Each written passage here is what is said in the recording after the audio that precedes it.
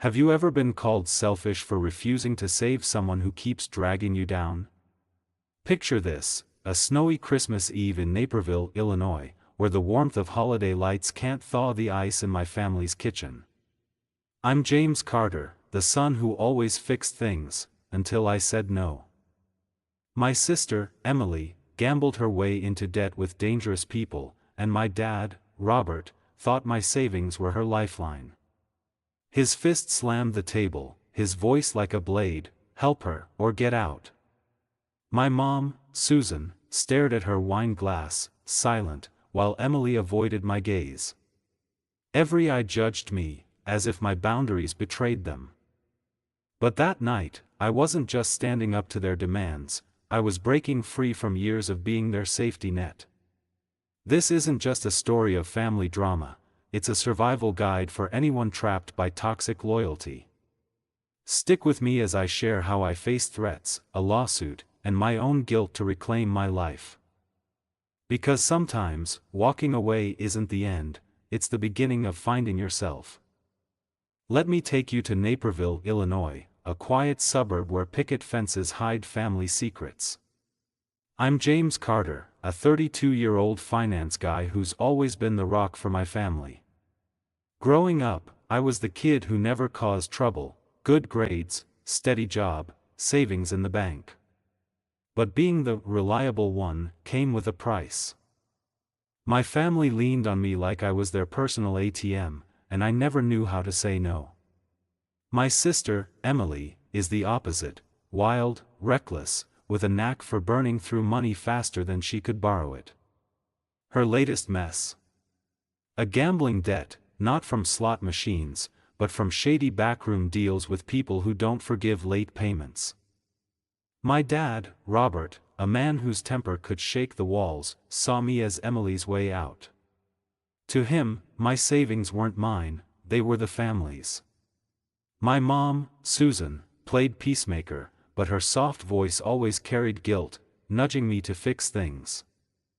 For years, I paid Emily's bills, covered her overdrafts, and cleaned up her chaos, thinking that's what love meant. But this time, the stakes were higher, dangerous people, big money, and a family expecting me to sacrifice everything.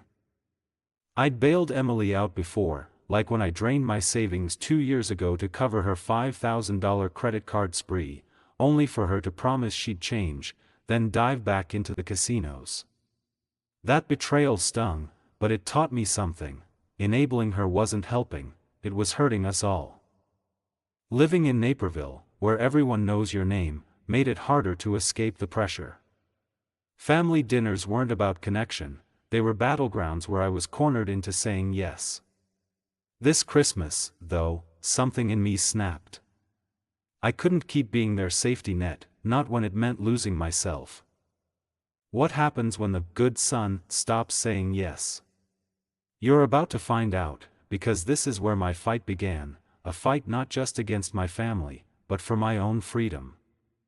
Christmas Eve in Naperville, Illinois, was supposed to be about twinkling lights and warm roasts, but in the Carter household, it was a battlefield. I sat at the kitchen table, the weight of my family's expectations crushing me. My sister, Emily, had gambled her way into a debt so deep it involved people who don't send polite reminders. My dad, Robert, didn't care about the danger, he cared about results.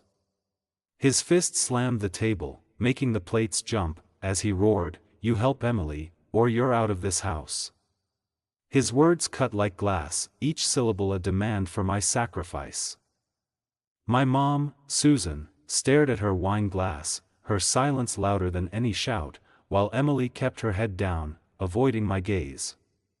Every eye in the room turned to me, judging, accusing, as if my refusal made me the traitor.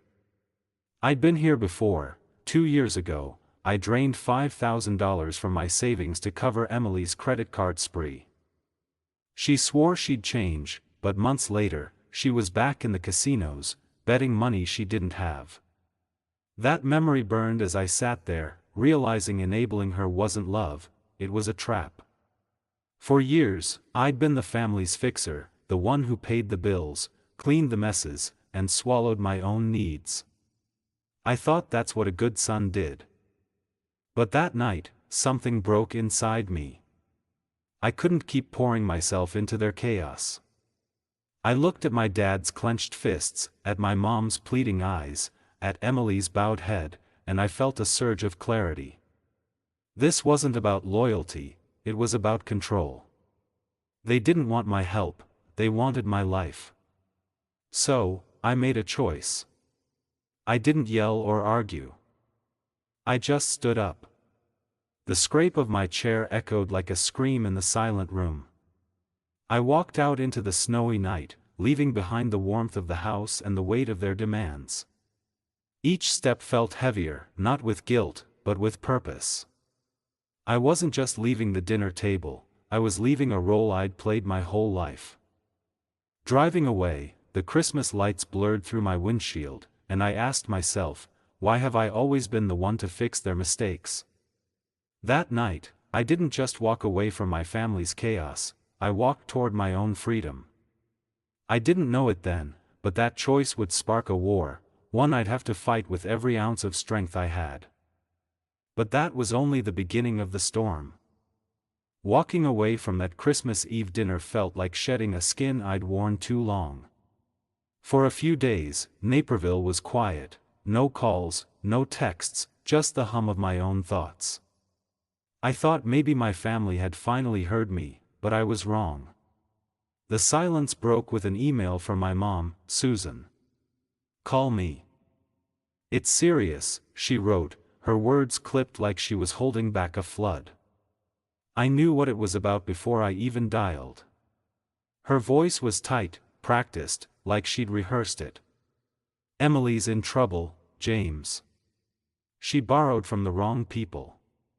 They'll hurt her if we don't act fast." I stayed silent, my heart pounding. She added, "Please, just talk to your dad." Talk to him? The man who'd lunged at me, his voice a weapon, because I dared to say no.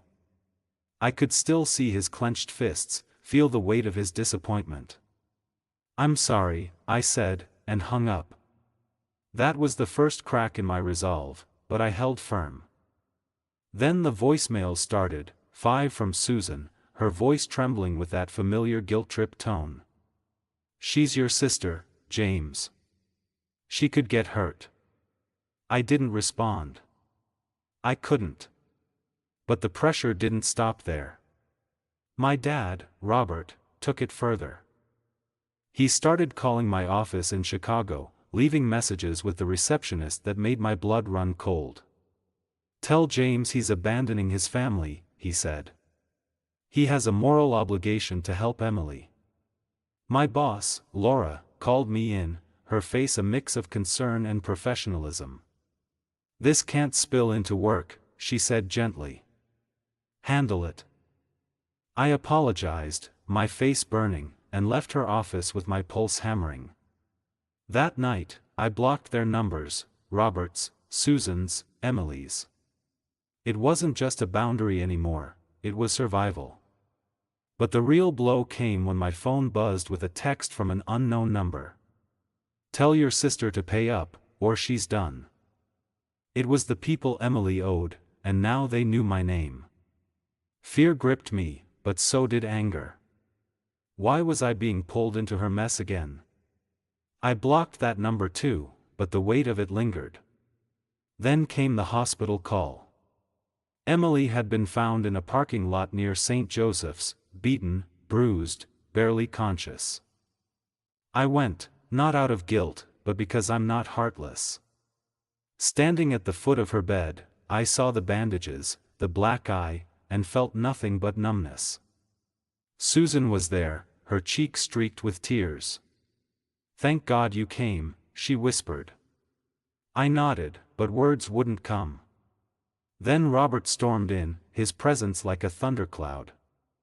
He didn't even glance at Emily. He marched straight to me and said, loud enough for the nurses to hear, "This is your fault, James. This is what happens when you turn your back on family."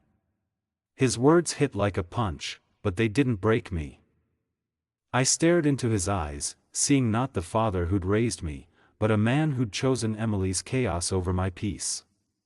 "No," I said, my voice steady. "This is what happens when you let someone destroy themselves and blame everyone else." He opened his mouth, but I turned and walked out. That moment solidified something in me. I wasn't their fixer anymore. I wasn't their scapegoat. But the fight was far from over. Blocking their numbers only paused the chaos. Susan's emails kept coming, each one heavier with guilt. Robert's anger found new outlets, and Emily, well, she was still in that hospital bed, a victim of her own choices. I thought I'd hit rock bottom, but I was wrong. They had one more card to play, one that would push me to the edge. But that storm wasn't done, it was about to drag me into a courtroom.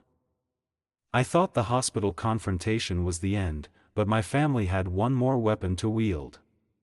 A few weeks after Emily's beating, a man showed up at my Naperville apartment, his face blank as he handed me an envelope. Inside were legal papers, a lawsuit from my dad, Robert. He claimed I'd promised to pay Emily's gambling debts and then backed out, causing her injuries. I sat on my couch, staring at the pages, disbelief turning to cold realization. This wasn't about money anymore. It was about control. They couldn't yell at me, guilt me, or threaten me into submission, so they dragged me into a courtroom to break me. But they didn't know I'd been preparing. For years, I'd kept records of every demand, every Venmo transfer, every email begging for cash. I had a spreadsheet, color-coded, dated, meticulous, tracking every dollar I'd given Emily, every time I'd bailed her out. I had texts from her, too, admitting she knew I'd said no. "I know you can't help anymore, but please, one last time." I wasn't just ready, I was armed. The next morning, I hired a lawyer, a sharp woman named Claire who read my files and said, "This is coercion, plain and simple. You've done most of the work already." We didn't just respond to the lawsuit, we fought back. We filed a motion to dismiss, attaching my mountain of evidence. We also submitted a harassment complaint, complete with transcripts of Robert's voicemails to my office and statements from coworkers who'd overheard his rants. But I went further. I filed a petition to be legally freed from any future financial responsibility for Emily's debts. I included psychiatric reports detailing the emotional toll of being the family's ATM, therapy notes about the anxiety that kept me up at night, and a financial breakdown showing how their demands had gutted my credit score and retirement savings. I wasn't playing their game anymore, I was rewriting the rules. The courtroom in DuPage County felt like a pressure cooker. I showed up, clean-cut, folders in hand, my evidence organized like a battle plan. Robert missed the first hearing, too arrogant to take it seriously. At the second, he stormed in, disheveled, his face red with fury. He muttered about ungrateful kids, loud enough for the bailiff to glare. Susan didn't even enter the courtroom, she sobbed in the hallway, her tears a performance I'd seen too many times. Emily was there, wearing sunglasses indoors, avoiding my eyes, a stranger at her side, maybe a boyfriend, maybe another mess she'd dragged into her orbit. I didn't flinch. I handed over my files, my voice steady as I answered the judge's questions.